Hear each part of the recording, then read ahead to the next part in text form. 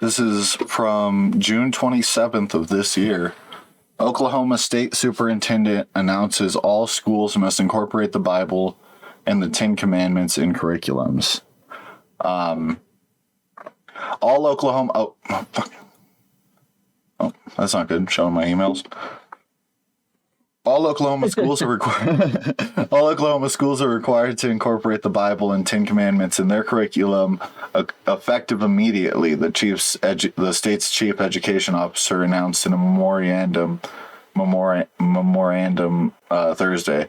At a state board of education meeting, the Oklahoma State Superintendent of Public Instruction, Ryan Walters, said the Bible is one of the most foundational documents used for the Constitution and the birth of our country. It's crystal clear to us that in Oklahoma academic standards under Title 70 on multiple occasions, the Bible is a necessary historical document to teach our kids about the history of this country, to have a complete understanding of Western civilization, to have an understanding of the basis of our legal system, Walter said. Every classroom in the state from grades 5 through 12 must have a Bible, and all teachers must teach from the Bible in the classroom, Walter said. The Bible is an indispensable historical and cultural touchstone, Walter said in the release. Without basic knowledge of it, Oklahoma students are unable to properly contextualize the foundation of our nation.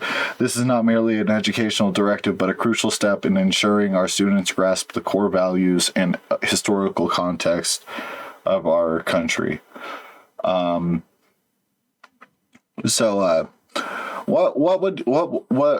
do you feel about that argument? How do you feel about all this? I mean, even just from like the headline, it's like there's so much already wrong with it, but their whole argument of like our understanding what our laws are founded on, I guess ironically, like thank God that we don't base our laws off the Bible, because there's some fucked up shit, and like, oh my goodness.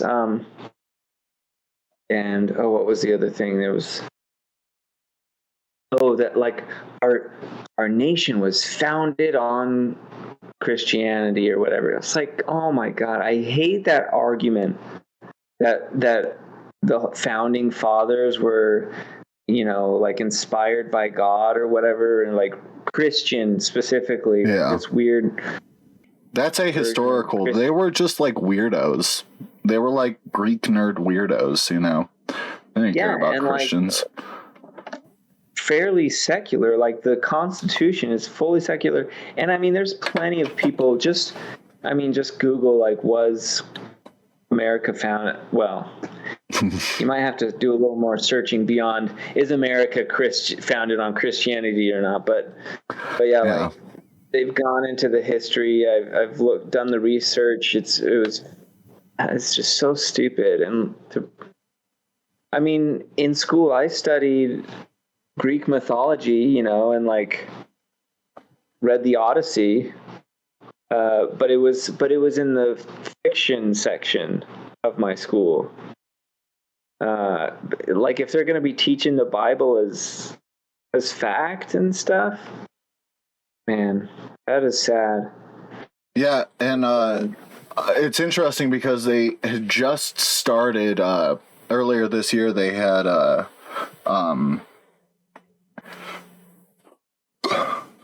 wonder if this article mentions it.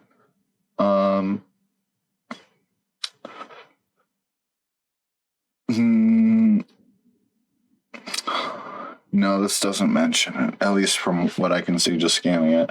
But earlier this year, they also passed a thing where they made it like mandatory in all Oklahoma schools to display the Ten Commandments, because American law is built on the Ten Commandments. What's your argument against that? What's your the Ten Commandments? I was just kind of curious. Like I could ad-lib, but I'm also just like curious because I wrote an article on the commandments, here we go. Perfect. On my sacrilegious Sabbath. But Yeah, it's not too long, if you don't mind. It's No, it's interesting. perfect. This is great.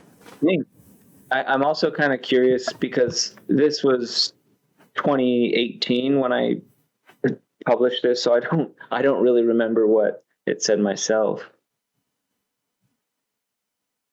The Ten Commandments. I was surprised, as you might also be, to find out there are different versions of the Ten Commandments in the Bible. The current popularized version is just the cherry-picked revision of the supposedly most reasonable laws. This excludes keeping the feast of the unleavened bread, offering the firstborn ox or sheep to God, observing the festival of weeks. Thrice a year all men shall appear before God, and do not use leaven when sacrificing to God. Oh, and do not boil a baby goat in its mother's milk. I like Those that were last commandments that didn't make the cut list, you know. I think it's worth mentioning the revisions of commandments as it diminishes the credibility of the rest, but mostly I want to focus on the fallibility of the popularized Ten Commandments. The first three are all about not offending God personally, because he's a jealous and narcissistic God. An omnipotent and omniscient God of all godliness, who has everything he could ever want in the kingdom of heaven, gets his feelings hurt when you say his name with a bit of sarcasm, like, oh my God. What a sensitive deity, right? It's also worth mentioning the fact that we are not provided a verifiable way of knowing exactly which of the thousands of gods, which are the right God to worship. Some argue that being atheist and having no other gods before me is better than worshiping the wrong God. The fourth is about keeping the Sabbath day holy. However, it is debated whether the holy day is Saturday or Sunday, and what exactly it means to keep it holy. I strongly agree with Christopher Hitchens, who says it is usually wise when promulgating eternal laws to be clear about what you mean. How can we be held accountable to expectations not clearly defined? The commandment to honor thy father and thy mother sets forth no conditional terms for the treatment of the child. There is nothing said about parents who are physically abuse. Hold on, let me see. Honor thy father and mother. Treatment of the child. Okay. There's nothing said about parents who are physically abusive, drug addicted, immoral psychopaths. You damn sure better honor them. What about honor thy son and thy daughter? 6 through 9 are pretty obvious. Don't kill, commit adultery, steal, or lie. In fact, these commandments are so obvious and seemingly intrinsic to all Christian and non-Christian alike, I almost wonder why they need to be mentioned. Cultures or small tribes who have never even heard of the Bible know it's bad to murder. To assert that the Israelites were clueless to basic morals until Moses brought forth the correct revision of the commandments is an insult to human decency. If people can be moral without the Bible, why study it? In fact, people are often more moral than the teachings of the Bible. The last commandment, number 10, goes one step beyond dictating appropriate actions and condemns thought crimes. Because God knows our personal thoughts, we are stripped of the freedom of individual thinking. It's not enough to be a good person. We must think as a good person. The punishment of thought crimes is a form of totalitarianism. Nothing is private or hidden, and it encroaches on our inborn or God-given desires.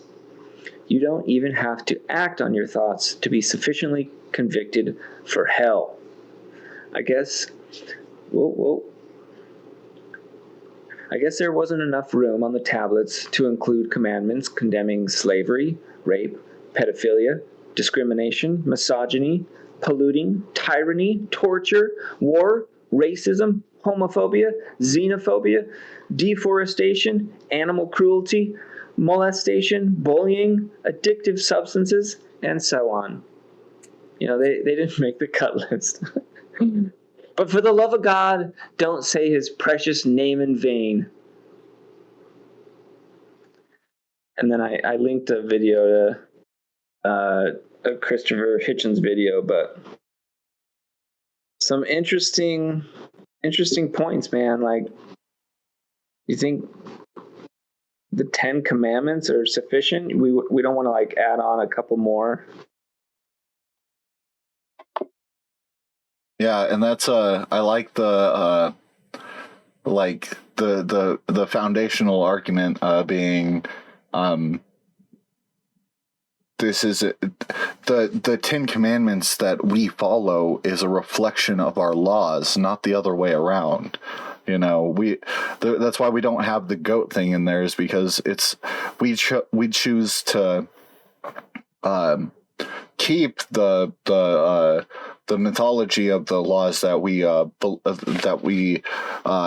align with our religion, and we choose to keep that reflecting our current laws. The reason why you don't boil the goat in milk back then is probably because it wasn't a good idea.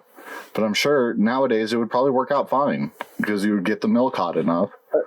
But like, even all of the Bible and even God himself is just a reflection of, because people, just normal people, were writing it and they're like, hey, what would be cool if this happened? Because I can totally relate to that. And like, why does God look like a human? Because it was like, oh man, that's like so egotistical to think that God looks just like you and he created you special in this whole universe.